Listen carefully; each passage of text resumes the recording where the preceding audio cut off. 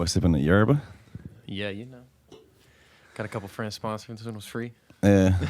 That fucking what's his name? Drew. Drew had gave me one when he was here, and it was, I like honestly when I drank it, I really like felt like a different caffeine boost because I drink coffee every day. Yeah, same. So when I sipped that, I was like, yo, I was like, this feels a little different. I was like, it's definitely different. Don't drink more than 2 though, because that shit will fuck you up. Bet. You said don't drink 2? Yeah, don't drink 2 of them though, because that shit will definitely get you up. Yeah. I'm the same way though, but I'll drink a Dunkin' in the morning and then I'll get a Yerba for lunch. So it like keeps me up because I'd be up going to work and shit. So definitely just keeps me going. Plus I like it. Like a lot of people that stay up late or like be working drink a lot of Monsters and energy drinks and stuff. Yeah. And I can't do that. It makes me feel like shit. So I'll be on the Yerbas. I feel like I don't really like these sparkling ones as much. This one, One Pump just got a crate of them because he just got picked up by Yerba too, just like Drew is. How are they finding them? Like how they found Drew and One Pump? I mean, a lot of it is like artists reaching back out to them, but then they have like tons of people too. One of my homies, King Nobody, he's a producer out of Knoxville. He's sponsored by them too, so they're very like into trying to find like people in the culture to like get their shit out there. I think it's working too, because I've seen a lot of more people drinking Yerba lately. So yeah, I don't know if it's a new brand or what, but I haven't even heard of them until like this year. Yeah, I think same. It's been about a year that I started been drinking them, but I definitely fuck with them. Hell yeah. So you said you were at the fucking Digimon tournament? Is that what that is on your neck? Is that Digimon or what is that? Oh shit, yeah. I wasn't even thinking of wearing this on my neck. My bad. I put that there when I was driving just because I was like, it like be beeping and shit. Yeah, no, I'm a nerd. I just I never really played card games before, but like I played YuGiOh when I was like a kid or whatever. Yeah, I used to love YuGiOh. But I was always a big fan of like Digimon when I was a kid. So they dropped a card game, and then one of my homies, he'd be playing cards and shit. He's like, you should get into this one. I was like, all right, cool. So just kind of started playing it. Is it like is everybody there just like, is it like a bunch of nerds? Or oh, like fuck yeah. Everybody just looks like a nerd? You know what I'm saying? I try to blend in into every kind of environment. I'll be on the music shit. I'll be doing the day job shit. I got the nerd shit. So I'll be trying everything out. Yeah, I remember being a kid, but I used to love YuGiOh and fucking Beyblade. Beyblade was really my shit. Like, dude, that theme song slap. Beyblade. I don't remember the song, but it's funny actually because like through Beyblade is like where I'll actually learn an important lesson. Fucking with Beyblades as like a 9-year-old. Like this is where I learned like health is the most important thing. Okay. I'm like 9. We playing Beyblades with the kids in the neighborhood. It was this one Beyblade. I don't know if you remember that was like a more expensive one, and it was like. It was like battery powered or something. You could like control it with oh, I do remember. Like they had the regular ones and they had the ones that were like remote control. Yep, I do remember that. It's almost like an RC car or something. Yeah, like you spin it and then you have a button you can control it. So like I always wanted that. It was always too expensive. My mom was like, you can't have it. I was like, all right. So I ended up long story short. I cut my tendon one time on like opening a can. So like I had to have surgery because I couldn't like move my finger. Yeah. So then when I get out of surgery, my mom and dad surprised me with this Beyblade I wanted for like being, you know what I'm saying, tough and brave. But then I had a cast on my hand and I couldn't play with it. So literally subliminally I'm learning right there like, yo, you can have everything you want, but if your health isn't right to enjoy it. You can't enjoy it. Bro, Beyblades were lit though. I grew up when I was in I'm from Nashville originally, but I moved to Arkansas when I was like 2. My parents got divorced, and so I lived out there till like 6th grade, and all the kids were playing Beyblades, and we would just go out on like recess and go to like a big fucking pile of dirt, like and just rip Beyblades on that shit. That shit was fun. Yeah, definitely good memories going back to that kind of shit. But nah. When did you come to Newport News? So I'm in Norfolk now, but I moved to VA like 5 years ago now. I graduated school. I went to University of Tennessee, and when I graduated, I got a job out here. So I moved out here.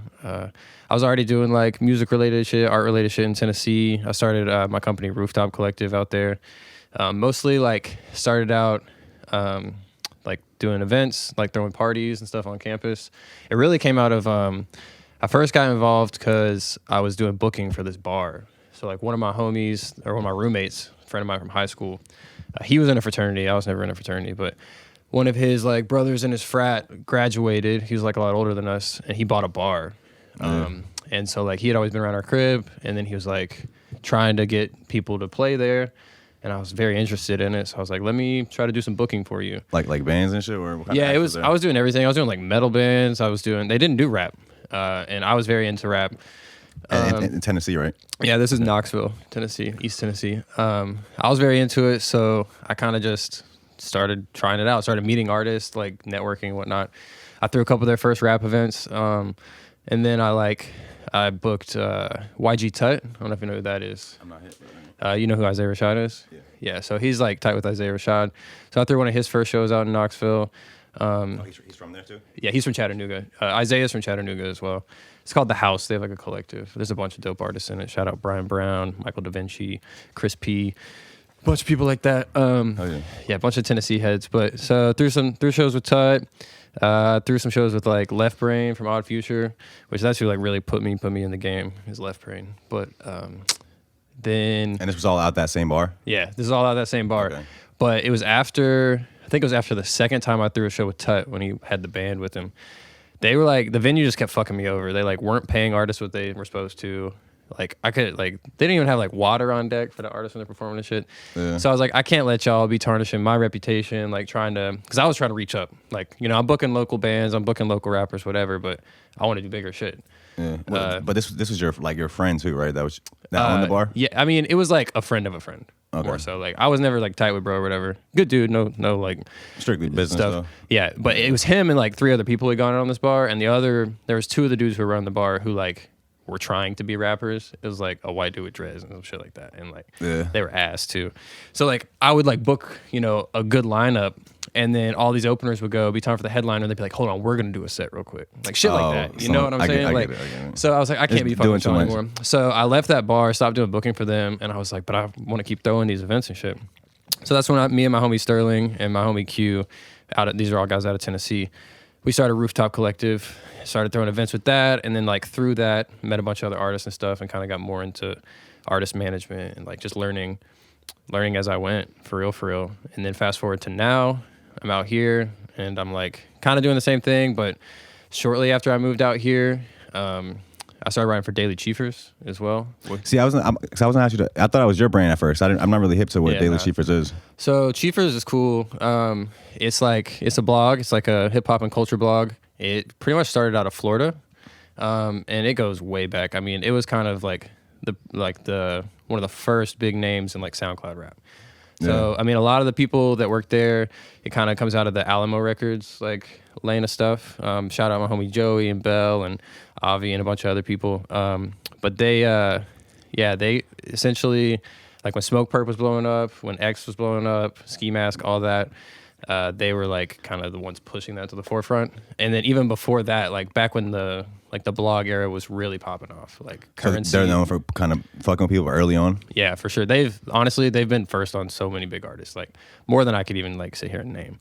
I mean, you should just go dailychiefers.com, check for yourself. But like they've always been early, and so they'd been the thing way before I ever like came on. But my homie Jackson, he's from Florida originally. He's working with like Backwoods now, if you know who that is. Not the rap brand, but the producer.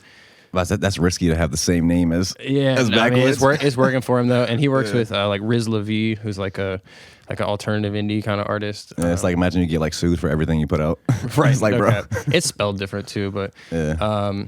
So he was writing for Chiefers at the time, and then I had this homie Levi, who's one of my like original friends I was throwing shows with back in Tennessee. He was also from Nashville, and I'm from Nashville, but I started throwing shows in Knoxville. So once I got to a certain point, I'm like, where else in Tennessee is shit popping? And I kind of met Levi through that, and then Levi and my homie Jackson and this other dude Jose, who had his company out of Florida, they all kind of got together and planned this tour with Fat Man Key. Yeah. And so they invited me to go and like help with like stage production, a bunch of other stuff, just because of the show I'd already been doing. And that was fire. I got to fly out to Florida, flew into Orlando. We had a Sprinter, like did a show in Orlando, drove to Tampa, did a show in Tampa, drove to Miami, show in Miami, and all them shits were packed. And I got to kick it with Key the whole time. Me and Key had we got some crazy stories actually. That's a good dude. But family man too. My boy Mello put me on him. Yeah, I'm definitely a Key fan, and it was crazy when I moved out here because there's a big Key following out here too. Yeah. But so met Jackson on that tour, and then once Chiefers had posted something about like we're looking for writers, and that was like shortly after I moved here. I didn't really have the Rooftop thing going on. Honestly, like as soon as I moved to VA, I was just chilling. I was working a day job, but I was like putting my ear to the ground. Like, Did you come here for the day job? Yeah. So I went to school for nuclear engineering. Wait, you're a fucking nuclear engineer? Yeah, that's what I do in the daytime. Bro, what the fuck? That's hilarious. Okay. Yeah, so I'll be working on like nuclear reactors. I don't do like the weapon shit. I'm not really for that, but I'll be doing the clean energy shit. So Okay, so nuclear powered, like. yeah. And well, like, I guess what is the? You're actually just creating the energy, not like even doesn't really matter what they use it for later on. You're just creating like the initial. So what I do right now is like I work with like the government on like with the Navy and shit. I can't like talk too much about it really, but I'm actually about to switch over to a new job that I just got like a couple weeks ago. I'm like still finalizing everything with it, but I'm about to go work for this new company that's like designing like the next generation of nuclear reactors. Because I know Biden and them just passed that like renewable energy law where pretty much what they say like all new. What do they say? Like sustainables or whatever. Like we have to like switch over to that or something like that.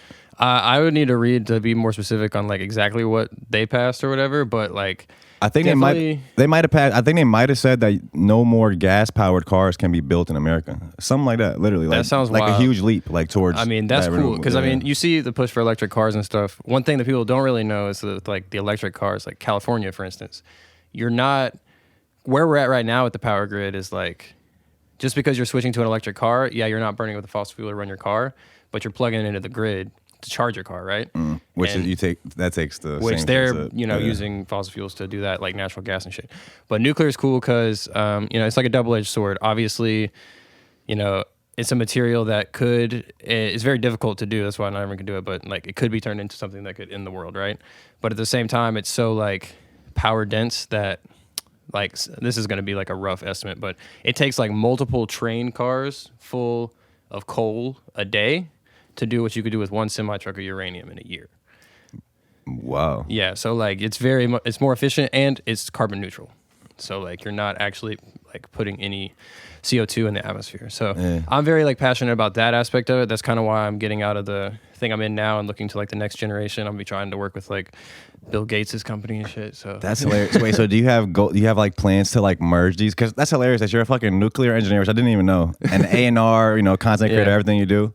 Do you have like any ideas to like merge those two fucking industries in any way? Yeah, I mean, obviously I got into the music and art stuff because I have a genuine like interest and like I care about it and like it entertains me. But like at the same time, I think there's something very profound about it in the way that like if you look at our society these days, like who are we listening to?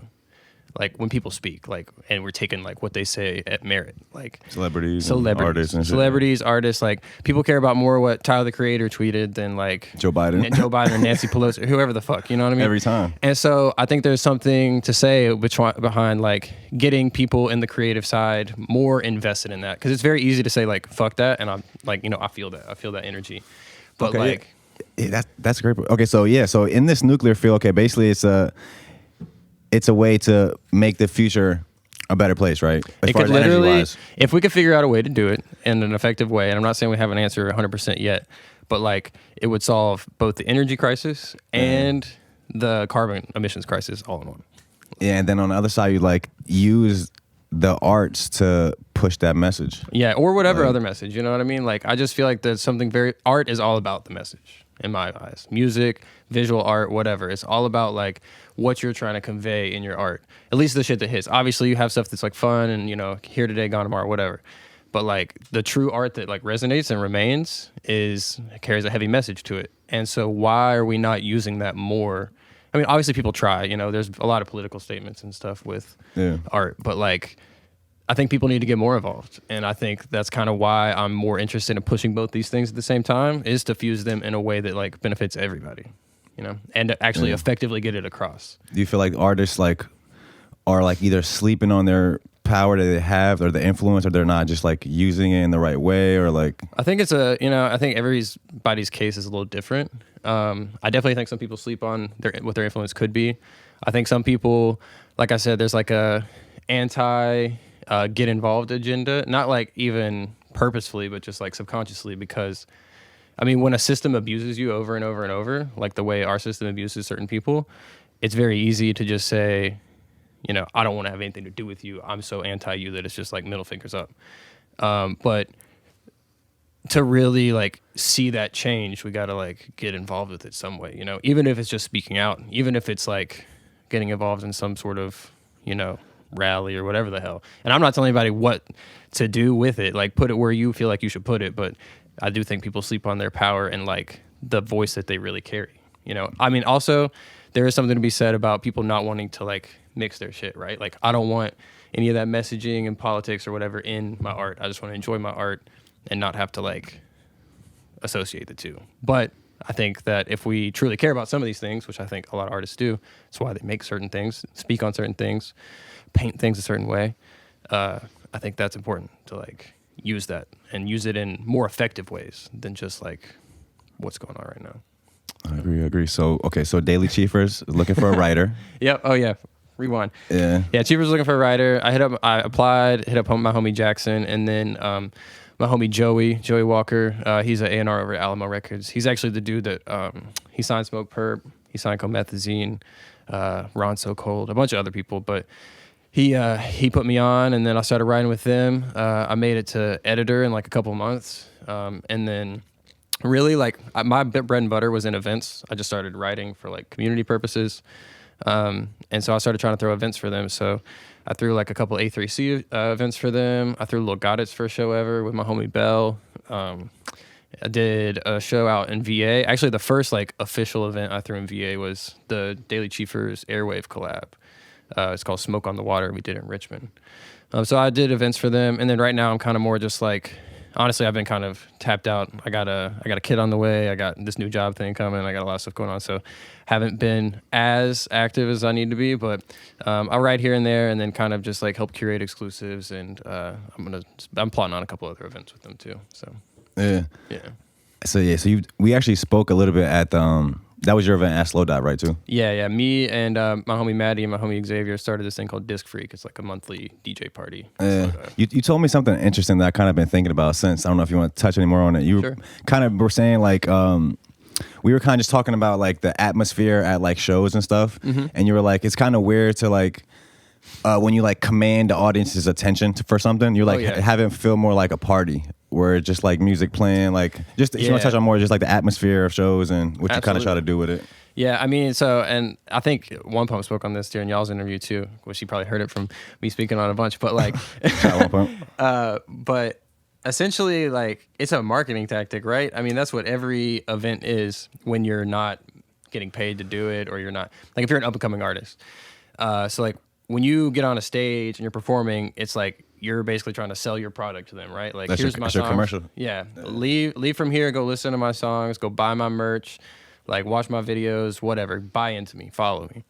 I think there's something to be said about like when you put on, like I put an event together, it's like a show, and I'm like, these are the tickets, these are the artists you're seeing performing, this is the lineup, show up, this person's set is at this time, this person's set is at this time. I'm very much like explicitly telling you what you're buying. It's almost like me coming to you and being like, hey, buy this yerba mate. Like, you know, buy it. But there's something to be said about like subtly convincing people that they came to that conclusion on their own. It's one thing for me to say, hey, buy the conclusion of fucking with that artist. Or buying what you're selling in a bigger, more general sense. So like I could say, hey, come buy this yerba mate. Or you could see me drinking it and like that's why commercials do that, you know? Like, oh, look, like, we're all on the beach drinking Twisted Tea, having a good time. So you're like, oh, they're having a good time drinking Twisted Tea? Maybe I should get that when I'm on the beach having a good time. They're not as much saying, like, straight up, buy this. So same thing with, like, performing. An artist is on stage, and basically you're like, next up is this person. Then everyone's like, okay, I have to, like, tune in. Like, do I fuck with this or not? And they're, like, in that mindset of, like, am I buying or am I not? But if someone's just partying, having a good time, girls are dancing, like they're getting lit with their friends, whatever, and then all of a sudden, like the next song drops, and you're like, this is lit, and you turn around and someone's just got a mic in your hand, you're like, wait, I was already lit to this, you know? Like, who cares whether they had a mic in their hand or not? I liked this song. Yeah. So then you see that, and you're like, oh, okay, cool. Like, I guess I should fuck with them because I already do, inevitably. So I think it's just kind of like, I like that aspect, and that's kind of what the Discfree thing is. It's like a way to have community representation, but with the performance aspect specifically, it's like you never know what's going to be going on, and like you just kind of get surprised by it. So wait, you said Discfree? Disc Freak, like frequency. Okay, that's the name of it. It's like a a monthly reoccurring event we're doing at Slow Dive. So every third Friday, it's like DJ party, and then we have like a rotating clothing gallery with just like a different local brand, and then some guest performances that like are unannounced. Yeah. Oh yeah. I like the fucking reoccurring events. I've been thinking about trying to maybe start something too, like an off-road, some type of event. That'd be fire. We should definitely chop it up about that. Yeah, me and we can talk after. I'm not even gonna sit up here. We can talk after. But just like, cause I feel like those are really the two key things. One of the key things to like build a scene. I mean, we can touch on like just building a scene in a city real quick. Like real life events, having places where people can go network at, and just I call it like bringing the energy to real life. Absolutely. Like this right here, we're bringing that energy of building a scene to the internet. We're like, like podcasts, blogs, shit like that, or even music videos. Everything we put on the internet, that's like building our scene's presence on the internet. Right. And then the real life events, that's what's ultimately gonna make, I think, people come here, or even like having like press runs. Like if we had fucking whatever brands out here that other artists would come to Virginia to do a press run for. Yeah.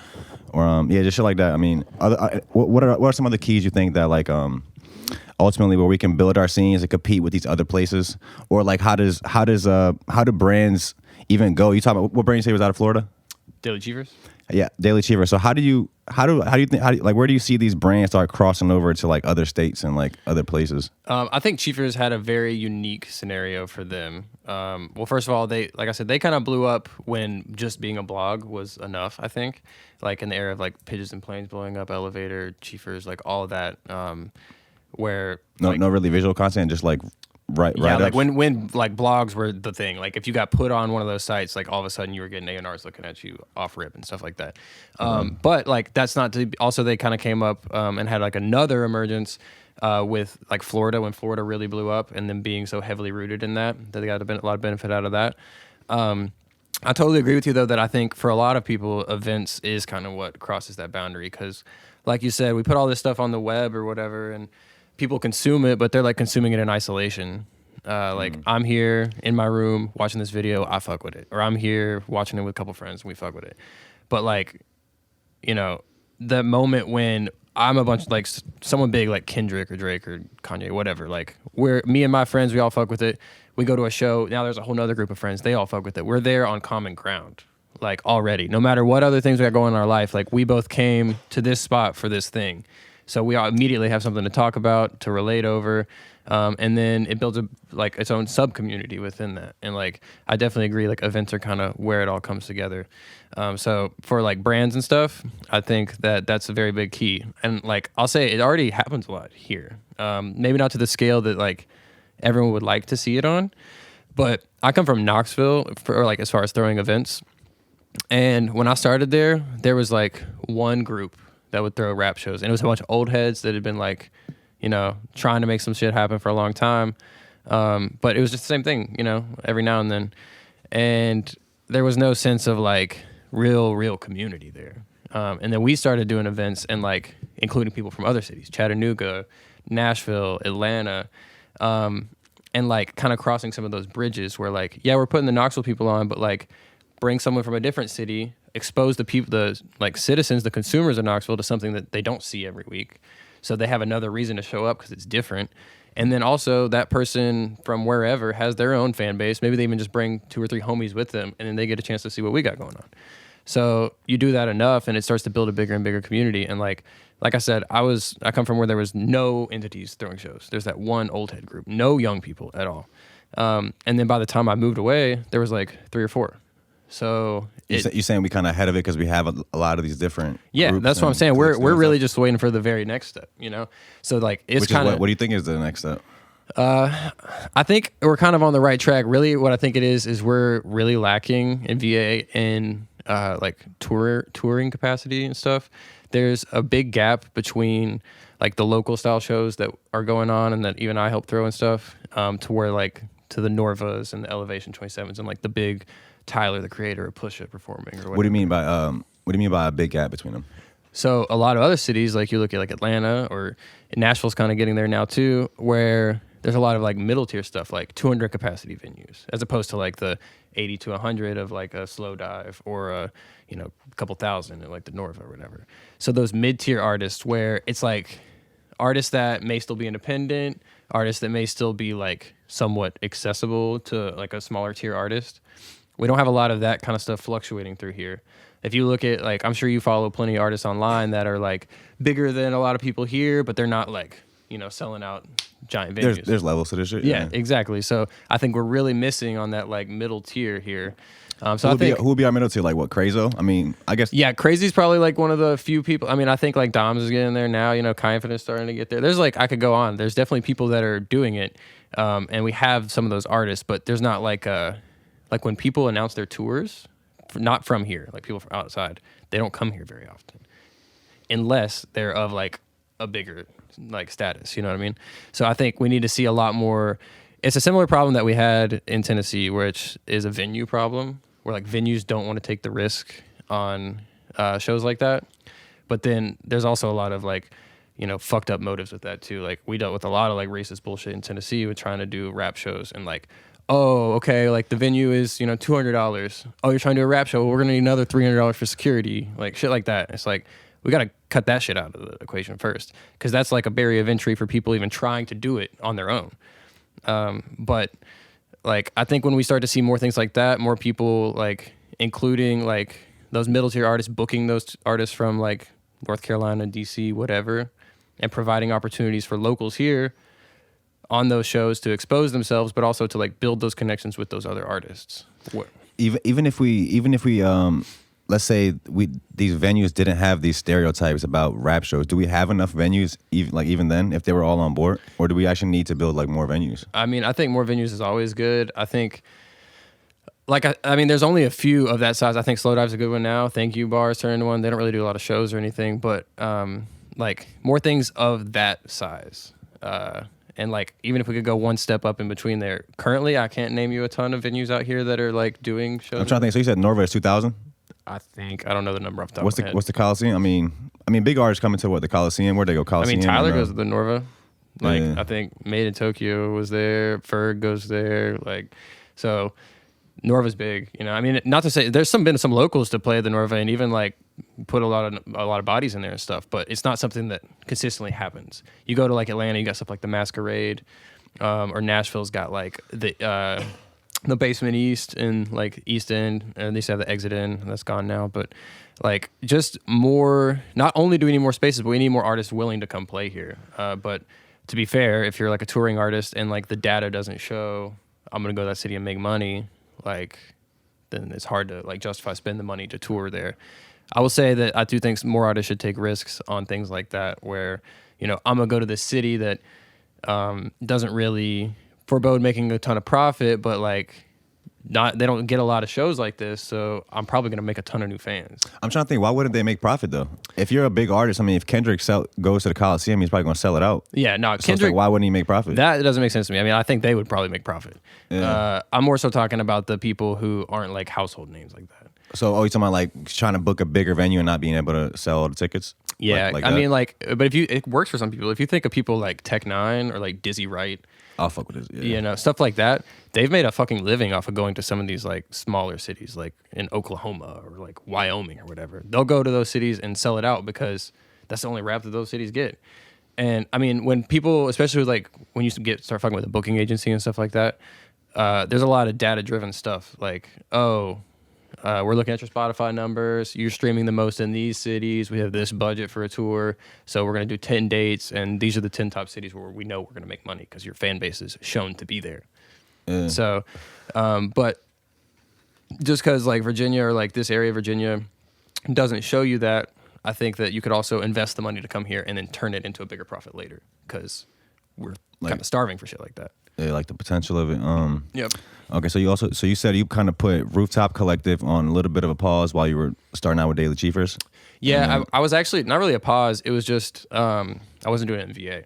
Okay. So ever since I moved here, I've still been doing stuff in Tennessee and throwing shows back there. I'm actually working on a festival out there in August right now with my homie Kent.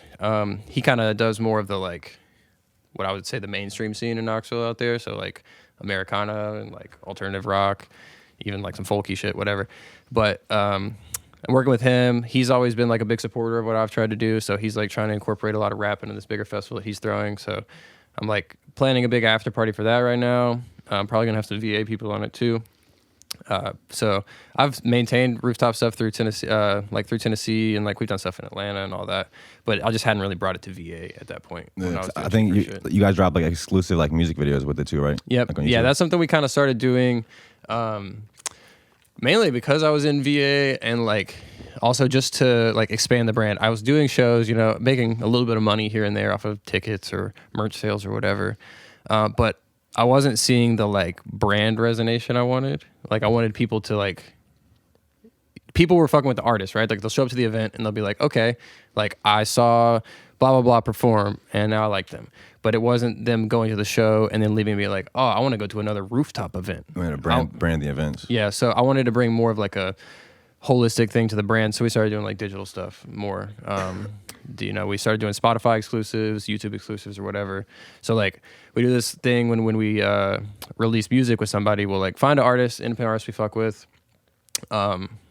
We'll get them to give us a track like exclusively, and then we'll distribute it for them, like on Spotify, whatever, Apple Music, all that, and then we'll put like a marketing budget in it. And when it's distributed, like they'll be listed as a primary artist, and then we'll also be listed as a primary artist. So like you could go to the Rooftop Collective on Spotify, and there's like a list of all these 10 different songs or whatever, and each one is by a different artist, but they're all like. And are they getting like royalties off? Yeah. So I mean, we'll put essentially like single deals. Pretty much, it's kind of like a baby deal that we'll give artists almost to show them like what it could look like, or even to give them a model to emulate themselves just by themselves. So like we'll put money into some money into marketing, and then like take like a small percentage of royalties just for our investment.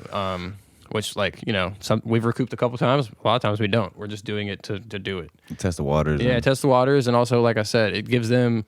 A lot of artists will just drop something and tweet about it, move on, whatever. Maybe they'll do some cool little promo campaign or whatever, but we kind of want to show people, if you're going to drop a song, here's the kind of things you should do, and like here's probably, if you're going to spend money, this is where you should spend your money, and then take it from there. Like our biggest success, we dropped a track called Junie with my homie Saki.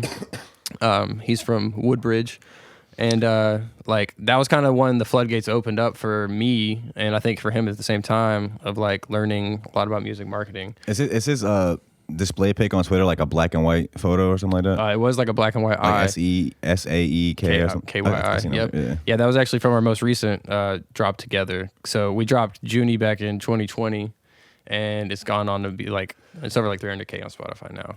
Yeah. And we didn't put a ton of money into it or anything like that. We just did some Facebook ads and like. That's what I was like, what are you doing as far as the marketing budget? So Facebook ads? Right now I'm kind of recalibrating a lot because we were doing Facebook, Instagram ads, stuff like that. Which I still recommend, but it's just kind of like not as effective in some of my recent campaigns. So I'm kind of figuring it out. I think obviously TikTok is a huge platform right now, so TikTok ads, but I feel like TikTok's gonna die though, man. I keep saying that, but we'll see. Yeah, we'll see. I don't even know what to say about that, but yeah. So like we did the Junie track back in 2020, and then I actually did take a break from Rooftop for about a year, like from 2021 to 2022. Just to kind of do some visual rebranding, like make some new logos and shit like that. And then we came back out the gate we dropped this little electronic EP, and then we followed up Junie, and we dropped a new single with him and Tommy Richmond. So, do you think there's an actual like, is there like an effective way to literally just put a certain amount of money behind marketing in a song to where like it equals out, you make more profit in like the streams, even if you're not a big artist? 100%. I mean, we did that with Junie. Like straight up. Here's a quick play-by-play is. So you make like what, like 0.008 cents a stream or whatever. Where eventually we're gonna have to figure out what they're actually making off a stream. Yeah, because sure. I don't know if anybody knows that. I don't know that. Like, what is Spotify making off that stream? You know what I'm saying? Yeah, That's absolutely. what we gotta know. But okay. But yeah, so like an artist makes 0.008 cents a stream or whatever. You can get to where you run ads and you can set up a certain way where it's like you can set up where it like basically triggers on a conversion. Like, oh, this person went and listened to this song, so I get that like a tally mark or whatever. Okay. And so you can get it to where you're paying a certain like price per play, if you like to put it like that. It's not like the same as like a pay for play, like all the fake shit you be seeing, bots and stuff like that. It's more like if you actually put it in somebody's face. Right. I mean, think of it this way. Like if I was trying to sell Yerba, and I bought a billboard, they're tracking the metrics of that. We put this billboard up, and for every $1 we spent on this billboard, this many people bought a Yerba in that area. So you can track the metric on like how much you're spending, what you're seeing off of it. So if you can get, your ad down to where it's like 10 cents a play, that's still more than you're making off the play, right? But then that sounds like a lot though. 10 cents a play when you're getting like 0.008. So that's what I'm saying. That's still an L right there. You're paying 10 cents a play. Spotify's paying you 0.08 cents a play. But the thing about these streaming platforms is the algorithm. So like by someone going and listening to that song, Spotify recognizes that. Also, if someone went through the trouble of seeing your ad and going and listening to it, they probably fuck with it. So they're probably listening to it more than once. They're probably liking it, maybe sharing it, things like that. So the odds of all that happening are increased. But then Spotify sees, hey, all these people that you're paying or like paying to put in front of them. Even if you're paying them, it's treating it just as like if you didn't pay for it? Yeah. Yeah, I mean, there's no difference the way Spotify sees it. Spotify sees it as like someone went to this song and streamed it. Like for you, all you're saying is I ran an ad and I spent $100 on an ad campaign or whatever, and it generated me this many plays. So Spotify sees that song's doing well, and Spotify's like, oh, this is good. We're gonna suggest it to people for you. So then you end up on Release Radar or Discover Weekly or maybe in some editorial playlists or like that. So now that 10 cents you spent on that one play has flipped and turned into like 100 plays. So now those 100 plays, maybe you're making 80 cents. So you're spending 10 cents to make 80 cents. And that's just like very, very rough math and like a very like... But you do that like 1,000 times? Or? But I'm at like, and I've seen it work on like a couple $100,000 ad campaign or whatever. Imagine these labels that are able to just be like, boom, here's $50,000. You know what I mean? You could do a lot. And especially like I'm doing stuff like quote unquote from the basement or whatever, like just kind of seeing what's working. They have whole departments that they're paying people a salary to go and research what they should be spending money. What's working the most. Yeah, what has these highest conversion rates? Where can we get that 10 cents down to match the 0.008 or whatever? Yeah. So like it is totally possible to do it on a small scale. It's just a lot harder. I also feel like labels have like kind of figured out that not as many artists are like sticking around for as long these days. Yeah. So I feel like they're hip to that now. So they're just kind of looking for that quick bag. Yeah, there's definitely a lot of that. Artists might have a year or two, so let's just squeeze everything we can out of their career. Let's go big. Yep. And then go home. Like. Yeah, I think that the like generational artist is a rare thing. I think it comes down to who you got in your A&R department, who's the executive of your label and stuff like that. But I would like to think that there's just many people that believe in it as there are people that don't. And I think the best labels will take the approach of like both matter. You know what I mean? Because you want to invest in, it's kind of like stocks, right? You want to invest in day trading or whatever and flip it quick, but you also want to like buy low and sit on that shit for 10 years and see what happens. Like, so you think labels send back like, okay, like they in their heads, they're looking at artists like stocks, like, okay, this 100%. This is our long game stock. This is our short game stock. That's exactly what it is. That's like funny. 100%. I mean, you think about this, dude. These are like multi-million-dollar entities. Like, and they don't play about this shit. Exactly. So there's a lot of that going on. All right, so we're talking about kind of just like labels and shit. All right, so you're an A&R at Airwave. Mm-hmm. Maybe we could just get into that a little bit, how you got into that. I also wanted to ask you, as far as A&Rs, when you're like looking for artists and stuff or looking for talent, are you thinking about like the potential somebody has? Maybe that they have. Are you looking at somebody like, okay, like I feel like they haven't reached their potential yet, but like you see something in them? Or are you looking at current numbers, or like how, you know what I'm saying? What do you? I'll tell you, first of all, I think every A&R is different. Second of all, I'm kind of a weird case with being an A&R at Airwave. That's like a title that was given to me, but like, to be completely honest with you, Airwave is not like a label that moves like any major label you might be familiar with, or even some of the like quote unquote smaller independent artist ran labels. Like Airwave is totally grassroots. Like it's very, Push could have easily taken it to a Def Jam or a major and been like, let's do a partnership, but it's all him. And what would that really mean? Just, I guess everything he do would just be pushed on bigger platforms. Yeah, so think of it like an imprint, basically giving them a stake in it to where, they'll put money behind it. Maybe they'll give resources like, oh, you can use our marketing team. You can use like, I'm trying to think of an example, but like a smaller artist label, basically, if someone went to Def Jam, then you have access to Def Jam's marketing department. You have access to Def Jam's resource department, whatever. And there's none of that. Everything is, homegrown. And he's also taken an approach where instead of like signing one uniform kind of artist, he's been like picking and choosing different things. Like if you look at the roster now, then not everyone on there is relatable to one another. Who's on the roster right now? You got Lido, He's 16 from like Woodbridge area. You got Shaolin and you got Why Not Deuce. So those are the three that we have right now. And like, you know, all three of those are like wildly different. But yeah, so for me with Airwave, the A&R role is not really, I'm not like looking to sign talent. Really, I'm just kind of helping where I can help. And it's been a lot less lately, but like, you know, Push is on got his stuff going on. So like, that's definitely the focus a lot, but stuff is still happening. And really like, I'm more of a jack of all trades, kind of like help get in where I fit in kind of thing. Whereas like at a traditional bigger label, A&R is like, you have different kinds. You have research A&Rs that are looking to see like numbers and what type of stuff is popping off. And then you have people that are looking for, you know, just, I don't care what your numbers are, I want talent. So it exists across the board. For me personally, I mean, although I see the value in numbers and I could like maybe look at that and identify this might be a bag, I'm blessed to have the day job that I do and to like not be pressed to like ever involve myself in any creative things for a bag.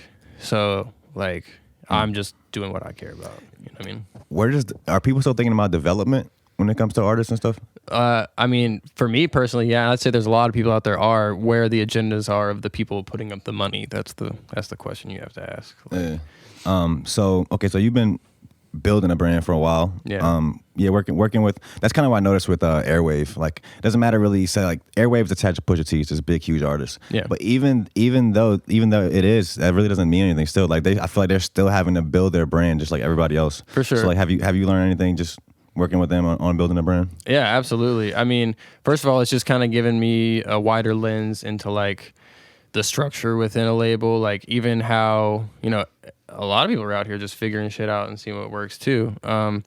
And if anything, it's given me kind of a special look at just Virginia in general and like really opened my perspective to what I think this place could be. Like I said, I know everybody's out here like, I can't wait to get a VA, like I'm gonna be at a VA. There's something special here. And like when people say something in the water, like that's a real deal thing. I'm not from here and I'm telling y'all that. Like straight I'm not up. from here, bro. I'm from further away. Yeah. I'm telling y'all the same thing. Yeah. Like it's fire. And when I first moved here, and I'll say I still believe this today, like the closest thing I can compare Virginia to is Atlanta. So Atlanta also has like a huge community of like artists that are out supporting each other and things like that. And Atlanta just has more of those major label resources, the radio stations, like label offices in the city, things like that, to where, you know, there's a lot of artists out here that I've seen rise up, and then if they were in Atlanta, a label would have swooped in and got them. You know what I mean? But they get to that certain point here, and it doesn't really happen, and maybe they fizzle out, or maybe they move away, whatever. And that's just simply off a resource like thing where like in Atlanta, you get to that point, they can already pick you up. There's like 3 or 4 venues they could pop you in. There's already other established artists that they have. They could throw you on their tour, whatever. So it's really just going to take more and more things. Like I think, unfortunately, something in the water like being lost is a huge L for us. But like it might come back, man. It definitely might. It definitely might. But like, you know, there's going to have to be another reason why I was talking about all that shit earlier about fusing this, you know, entertainment stuff with the real life stuff. It's like, it's going to take a lot of the real life change for things like that to happen for us. And so, but having things like that, provide resources, provide an outside look in, is really what it's going to take to kind of make those things happen. Because don't get me wrong, you're right when you're an artist out here and you hit a certain point where if you were in a different city, maybe things would have been different for you. But like, you also are given a unique opportunity to kind of be in that position and be the only one in that position, and then be the one that kind of helps elevate it. And we're in a spot where people are ready for it. Because think about it, like from Push and like Pharrell and all them to like Drum, what was that, like 10 years, 13 years, some shit like that? Between them two? Between them and Drum? Oh, yeah. You know what I mean? And then like since Drum, how long has it been? Like, and you know, not to say we haven't had successful people since then, but to have those like global phenomenons. Staples, yeah, like. You know what I'm saying? So there is something here. It's just, it takes a lot to get over that hump. But the more and more we're able to push it and push the boundary farther and farther to the right, the more consistently it's going to happen. Do you think it's also just like do you think it's all up to the artist, or is it somewhat up to like just the citizens of this area too? If they want something, if we want our area to be popping, like we have to treat it that way. Or like, I think that's also like, if we're talking about Atlanta, I mean, there is a bunch of artists and everything you name, but there's probably also a sense of like the citizens in that area just hyping up everything and making it go viral or making it go up. Like, yeah, it's everybody, to put it short. Like the citizens, the artists. I mean, one thing, especially with like hip hop culture and like rap culture in general, is like you go to, unless you're going to like one of these household names, you go to an event and there's a good chance a lot of people in that crowd are trying to do something themselves. Whether it's they're making music, they're a producer. that's kind of what we're talking about. They're making clothes, you know, they're taking pictures, they're shooting music videos, whatever. So like, you know, it's really all of those pieces coming together to say, you know, we're here to do this. You also have to be very aware of like the state of the economy around you. Like, don't get me wrong, there's videographers out here that could like make a lot of bands in a different city or whatever, and are good enough to.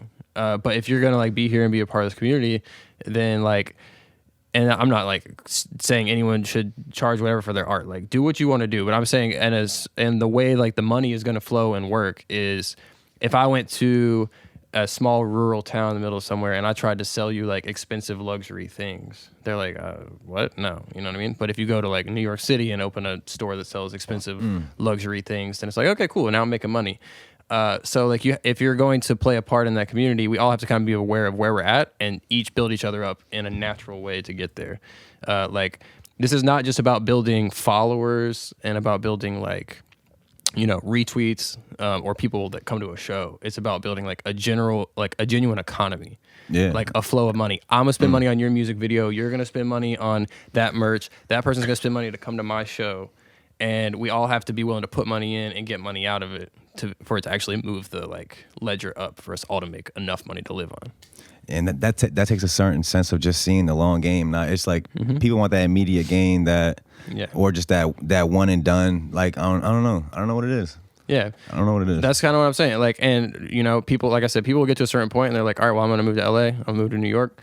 I'm gonna do whatever, and I'm gonna go make my money. And you know, respect to you for doing that, 100%. Like, I would never ever hate on someone for doing that. But also, like, there's something to be said about continuing to build up a community. It's also weird with art. Like, it's different when you're selling like actual physical products or whatever. But like, if you're an artist, like especially like videographers and stuff, you know, if you're one of the ones that's like putting out good content in a local area, eventually it's like, okay, now I've done one with all the artists I actually fuck with this in the area, and I don't want to oversaturate myself. So like, I can totally understand people doing that. But like just to go back to it, like there's something to be said about building that up piece by piece. Every person who plays a part in it, from the artists to the videographers to the photographers to the merch brands to people like myself who are just out here kind of purveying all of that and trying to help it all elevate. And you know, I think my homie Trip kind of put me onto something. I was very like confused and like had an identity crisis with what I do at one point, where it's like, oh, you know, I can make some clothes, I can do this business stuff, like I can make some beats. You know, you make beats too? Casually. I don't really like take it seriously. I have fun with it though. Between my nuclear engineering, it's like I might make a beat or two. You know what I mean? But that's funny actually, because I have nuclear engineering in my bio, and everyone, like, or not everyone, but a lot of people hit me up and be like, "Oh, you engineer, bro?" Like thinking audio. Oh, like it's like, that's hilarious. Thinking I'm just like that's a hilarious. fire ass engineer, nuclear engineer. Not like his shit got to be crazy. Exactly. It was just funny, but not. Like, where I was like, I'm doing all these different things. Like, how do I present that to people? Like, how do I explain to people in like a bio or just from like what I post that I am all these different things? Because I want to be, you know, I want to get the message across. And he was like, bro, you are all those things just by doing them. You know what I mean? You don't have to be like, I am the event coordinator, merch maker, producer guy. Like, you're just Colt, I feel like that looks weird in people's bios too. Like, or just like also defining yourself. You like, I feel like once you define yourself, it's hard to be more things. Like you might be that or not, but in the future you might be more things than that. Absolutely. Your definition is not your title. Your definition is your name. That's something I've learned. Like, wait, your name? Like, I'm Colt. Like, straight up. Oh, when Colt does all this stuff, who cares like what I'm doing today? Maybe I'm playing Digimon cards. Who gives a fuck? You know. And some people really have like like judgments on other people if they have a title where they like don't like you might even know a nuclear engineer that's walking around like I'm a nuclear engineer like fuck out my face like for sure. I mean, yeah, and it's like that in anything in life. I think where you're gonna have people in nuclear engineering that are like, oh, I'm the best one, and you're gonna have people in music like I'm the best one. You're gonna have people at the Digimon cards like I'm the biggest baddest Digimon. Like who cares, bro? You step out of your element for a day, you're a human being. You know what I mean? But like I say all that to say like, no matter what all you're doing, you are yourself. And I don't think anybody should think that they play one role in this game of expanding what we got going on here. Just because you're an artist, throw some events. You know what I mean? Just because you're an artist, make a clothing brand. And I feel like events too is like when you look at, like I feel like a lot of interviews that I've watched, there'll be like a lot of people that might be successful later on. They'll be like, yeah, we used to throw parties back in the day. That's how it started out. Bro, that's how you get it all off at once. That's how you blow your whole load at one time.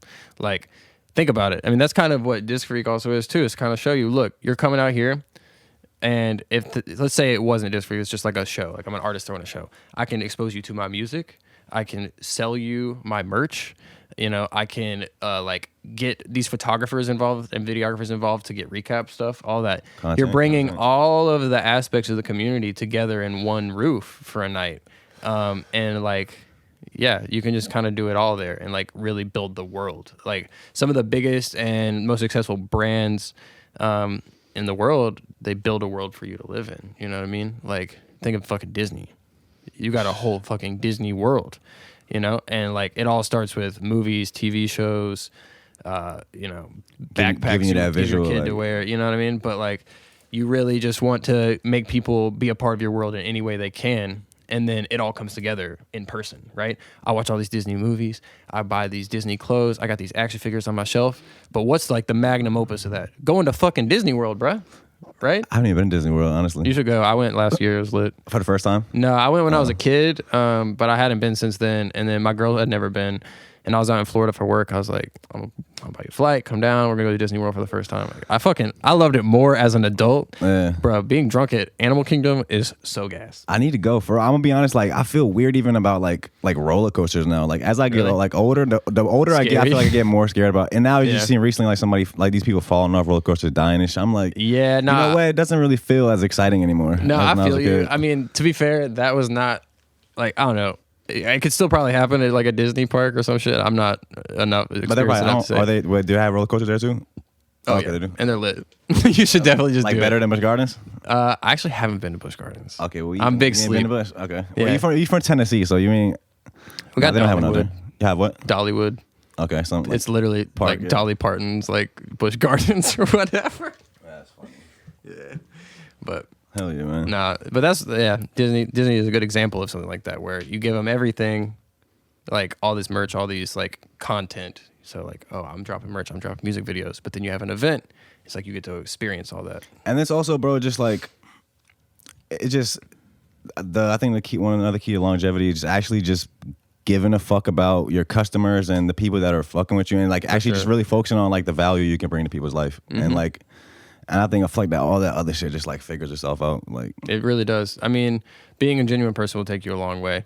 I don't come from money. I don't come from like any kind of social status or anything like that.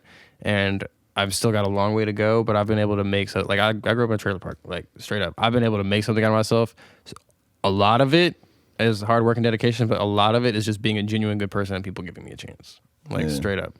Communicating well. That's the biggest thing. Literally just communicating well. But then being a genuine good person will come back to you. And I really believe in that karma shit, dude. I lose my wallet more than anyone you'll ever fucking meet. But I've never once had my money stolen out my wallet. Like somehow, you just find it somewhere? Or someone will give it back to me. Like straight up. Like there's just something to be said about moving that way. And it culminates. It's as opposed to like doing all this shit to get up and then all of a sudden like you did all that and no one actually fucked with you. They were just following along because it was the cool thing to do and you had some shit going on. And then the moment that shit is not going on, you got to start all over. Where I've done a lot of stuff where it's like I did all this, got to a point and it was like, this ain't really working. You know, I'm gonna try something new. And the rollover effect from all the people that were with me on that ride to the next one, there's a lot because the people fucked with me. They didn't care what I had going on. Yes. People fuck with you. If people generally fuck with you, they're gonna allow you to make mistakes and grow. Mm-hmm. And I feel that's also just a point in the world where we are right now, where we kind of like stop letting people grow. Yeah. Or if somebody does something or says something like now. Like, yeah. And that's a shame. Like, and that goes into all aspects of life, whether it's artistry or just being a person, you know, like even with like some of the like polarizing topics in the world today, like absolutely, I think you're wrong on this topic, but like, I got to give you a chance to grow if I ever want to see any progress. You know what I mean? I can't just like say, you know, fuck you, you're out. Like I can to a certain extent, you know what I mean? Like, okay, well, I'm not going to associate with you on these certain things, whatever, but like you still have to give that room to grow. Otherwise, like, I mean, it's like the death penalty or whatever, right? Like, I'm gonna sentence you to death. You're never gonna get another chance at this. Like, if you don't believe in the death penalty, you can't believe in like completely putting someone and isolating someone forever. Like, especially for petty shit. For petty shit. People get. And don't get me wrong. Like, I will tell them if I don't want anything to do with them if it's for the right reasons. Like, I'm not here to say that people are fucked up for doing that. I just more so mean coming from the mindset of like, hey, people make mistakes, even if they're bad mistakes, and like we gotta kind of try to, although correct them in a way that allows a chance for, you know, correction of themselves. Oh yeah. So you said so you have a girl here, you have a kid on the way. Mm-hmm. Where do your parents live now? So my dad still lives in Nashville, and my mom still lives in Arkansas. So I got other than my girl's family, I got no family out here. And the people I've made to call my family. So actually, both of those areas are like country as fuck, aren't they? Yeah. Nashville is a little different. I mean... actually, Nashville's like a big city, right? Yeah, Nashville's definitely a big city. And I mean, it's the country music capital of the world or whatever, you know what I mean? But like... You didn't fuck with country growing up? I did fuck with country growing up. Okay. So my mom was actually a country music singer. She was signed to Mercury and shit, and then like I like to say I got to do all this music shit because I owe it to her because when she got pregnant with me it kind of all stopped. But she was like the lead. Like a big label or like Mercury was like they're still a big label, but they like she was signed. She did like Lollapalooza in like '93. She was the lead singer of this band called Twister Alley. No one looked that up, please don't. Damn, so she was big then. She was like the opening act for like Billy Ray Cyrus's "Achy Breaky Heart" tour. Hey, yo, that's hilarious. That's actually legendary. Though, yeah, it is for sure. Like I mean, she like knows a bunch of people and shit. And granted, that's like 27 years ago or whatever the fuck. But yeah, nah. This was before you were born, or yeah, that was before I was born. And you know, she was already done with all this shit by the time I was even like 1 or 2. I mean, she would still do some stuff. Like I grew up like watching my mom perform at the county fair and shit. That's hard. But yeah, so I grew up on country music. I still got a love for some of it. You know what I mean? I love all music. Like rap is what I work in the most, but like I'm very into like more neo soul and like funk and like psychedelic rock. That's probably like where I lean listening the most. Like I really love like women neo soul artists. Like Erykah Badu is my favorite artist. Yeah. But so you were inspired by your like mom's passion for music? Like you remember that like growing up? I remember fucking with it. I wouldn't say that's like what inspired me. I would honestly say like just looking for a sense of connection and community kind of inspired me to get more into the music stuff. And then like realizing that was a part of my roots already just kind of empowered me more. Because I didn't really relate the two for the longest time. Because to me, when I first got into stuff, I was like, fuck country. Like, I'm on this, I like rap. I like, harder edge shit than like all that. But I still have like a genuine love for that stuff. Like, I also listen to some old country and stuff. I'm not really onto the new stuff as much. There's some stuff out there that like some of my friends put me on that I fuck with. Like, I like some like, Sturgill Simpson. My boy like right that. there will put you on with some country shit. Yeah. That's my friend that loves country. Matter of fact, what concert were you just at? Hey, more. That's where Knoxville. I threw a bunch of shows out there. Oh, that's a Knoxville hat. Wait, what concert were you just at the other day? Let me see it. What concert were you at, bro? He got the Morgan Wallen hat. Yeah, this is definitely a Knoxville hat. I know who that is. I don't listen to him, but is that the concert you were at? That's fire. That's super fire. Yeah, so I mean, I got like, dude, there's a love for all that. But to speak on Nashville, like that's definitely the country music city or whatever. But I'm gonna tell you right now, it's got some of the best like rap and R&B music coming out of it, and it's really like, bro. I mean, the big country stars, they're not really much different than like a movie star in LA. Like some of them are very genuine for sure, but some of them are very commercial. You know what I mean? Like they go to fucking Starbucks and they go drive their Range Rover to like whatever fucking fancy restaurant and shit like that. Like it's very much still the same, just a little different. I also see like the type of artist that becomes commercial changing too. Mm-hmm. I feel like we're getting to like where more it's like authentic grassroots artists become that. Yeah, become that, or even like I feel like labels are trying to make their artists just seem more like independent or grassroots. Like even like I don't know if they call them like industry. Well, I think we just have way more famous people than we've ever had before, and largely because of the internet, and largely because of platforms like YouTube and shit. Where like, I mean, how many people are famous YouTubers that you and I don't know about, but like millions of fucking people watch all over the world and shit. And like you see more and more headlines of like, oh, this celebrity died, and like the older and older we get, like those are gonna happen all the fucking time because there's more and more like just well-known people. And especially in the case of like YouTubers and shit like that, they're well known just for being themselves, being like, you know, oh, I watch videos and I laugh and people like my laugh or whatever. Yeah. Literally, I haven't watched it yet, but Drew was at my crib the other day and he said there's this new documentary about like TikTok influencers. And like there's this like company that just like there's this big ass house like that these people live in all together or whatever. They make, like the content houses? Yeah. They make bands doing this. And this one girl, like, they're like, what do you do? And she's like, oh, I just smile. I get on Instagram, I get on TikTok and smile. Yeah. And straight up, you watch some of her shit, it's like a song's playing in the background and she's just like, bro, I feel like that's lazy. You know how now it's like you could take the sound from something and put it in your own video? Yep. I feel like it's the laziest way to make content now. It's so like literally you don't even have to make up your own content. All you gotta do is play somebody else's whole idea and you just sit there like memes are the same way, right? Like you can recycle it. Like so recyclable content, yeah. Yep. Like, I mean, like when The Mandalorian first came out or whatever, and everybody was doing the shit with like Baby Yoda, and you like press the button and their song would come on. Like, like, there's just always shit like that. So I think we have, like you said, more like, you know, grassroots people are becoming commercial. I just think we just have more people becoming commercial in general. On memes too, what if there's literally an artificial intelligence that's creating all the world memes? Yeah. You're going to have to ask Elon about that one, probably. Real shit. Because, you know, like, memes pretty much, like, they steer society. 100%. In a way to where, like, it... Because I feel like there's a power in... If you look at something and it has 1 million likes or whatever, it's almost like it gives you a like, judgment of how to feel about that. Like, okay, everybody else likes this, so maybe it opens you up a little bit to more to thinking that way already. Or look deeper into it, even. Like, for me, sometimes I'll find something I'm like, this is horrible. Like...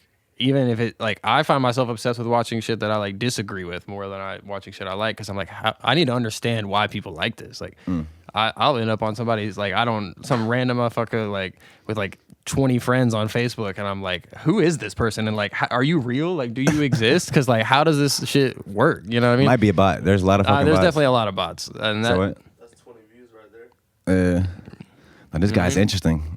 You looking at one of those pictures from like 2008, bro? Like, what the fuck is this guy? Because I'm like, I seek to understand the way people think, and like, especially, you know, if you're ever gonna push to change something in a certain direction, you're gonna have to like understand why people think the opposite of you. Yeah, set that down a little bit too. Word, might be. I love it. Yeah, we kind of we're like an hour into. Mm-hmm. That might be a kind of fire spot to leave him at. Stop letting memes control your fucking life. Yeah, cancel memes. Cancel memes. Nah, think for yourself. They're too funny, bro. They're fire. Hell yeah, bro. Do you want to lead the people or anything else? Shit, just, you know, love one another, love yourself, and get at me if you ever want to chop it up. I'm an open book. So like anybody in this community or any community out there that wants to like shoot the shit, like I'm not a person that's gonna be like, oh, you gotta pay me for a consultation, you gotta do this. I'm like down to work. I'm a busy dude, I got a lot of shit going on, but like I'm for the people, and I want to see change in a lot of ways, both for like our artistic community and like the world in general. So like just hit me. Yeah, and thank you for having me. Hell yeah, I appreciate you for coming through, bro. This has been fire. I feel like I learned a lot about you. Thank you. Yeah, bro, I'm excited to see what you got coming up, man. Hell yeah. I'm excited, man. Off-world. Hell yeah. Yes, we appreciate you guys for tuning in, man. This is actually the second of 3 episodes we're doing this week. So one more. We got actually bro's roommate, One Pump, and Cash Flow coming on Friday. We're talking about a Twisted Tea joint. Shout out Twisted Tea. Hell yeah. Shout out to Twisted Tea. Shout out Yerba. They've been fucking with people from the city, man. We appreciate you guys for tuning in. And yeah, we'll catch you soon. Peace. Betty. Hell yeah, bro.